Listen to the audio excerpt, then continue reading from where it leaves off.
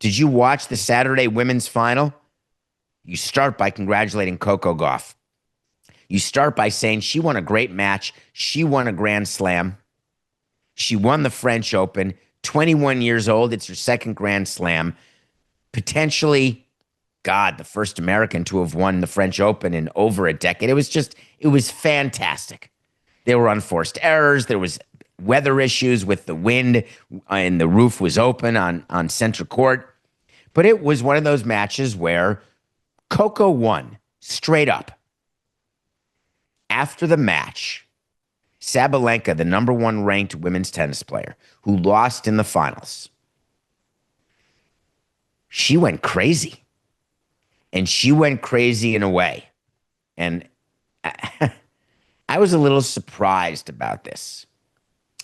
She basically said that, I don't know about you, but Coco would not have been able to beat me if I hadn't played so badly.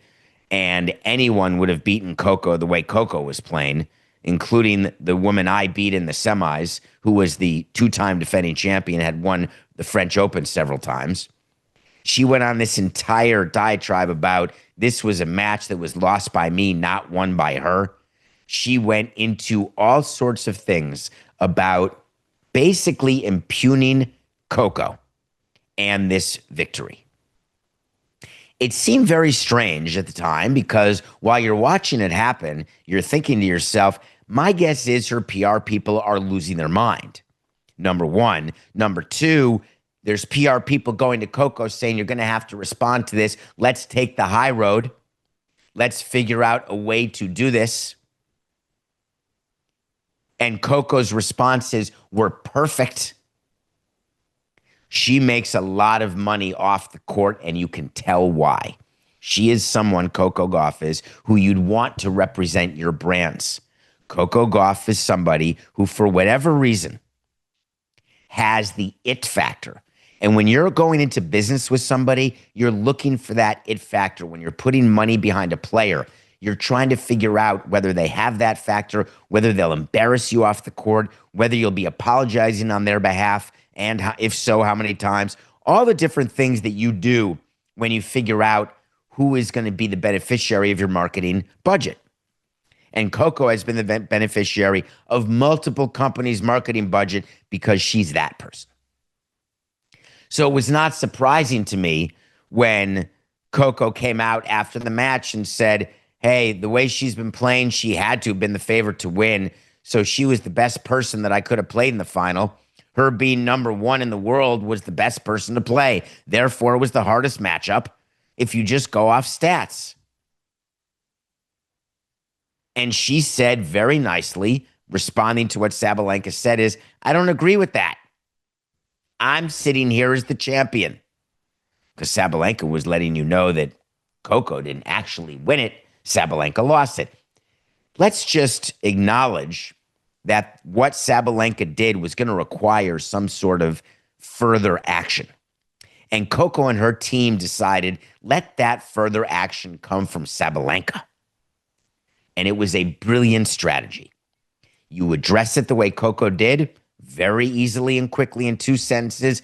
I'm the champion, proud to be here, played the number one player in the world. Sabalenka's PR people had to do something because she was getting crushed. So she released an entire statement on Instagram. Sabalenka did. 2 things are sure. 1, she didn't write it. 2, she didn't want to say it. 3, her sponsors and or coaches told her, you are releasing this statement because you are looking like a fool and we are invested in you. She wrote, yesterday was a tough one. Coco handled the conditions much better than I did. She was the better player yesterday, and I wanted to give her the credit she earned. You all know me. I'm always going to be honest and human in how I process these moments. I made over 70 unforced errors, so I can't pretend it was a great day for me. But both things can be true. I didn't play my best, and Coco stepped up and played with poise and purpose. She earned that title. Respect. Time to rest, learn, and come back stronger. How do you feel if you had to grade that statement? You've heard a lot of statements on this show. What would you say? I'm going to give it a C plus, B minus, and I'm going to be like different judges where you hold up a score according to what the purpose of the statement was. Genuineness, 0.4. Grammar, 8.9. Purposeful completion, 6.9. Mission accomplished, 3.6. Does anyone read that and say, oh, obviously she means this. She doesn't mean the whining and poor sportsmanship and sore loserness that she showed after the match, blaming it, hey, man, I was emotional. Well, everybody does post-match press conferences, and barely anybody reacts that way.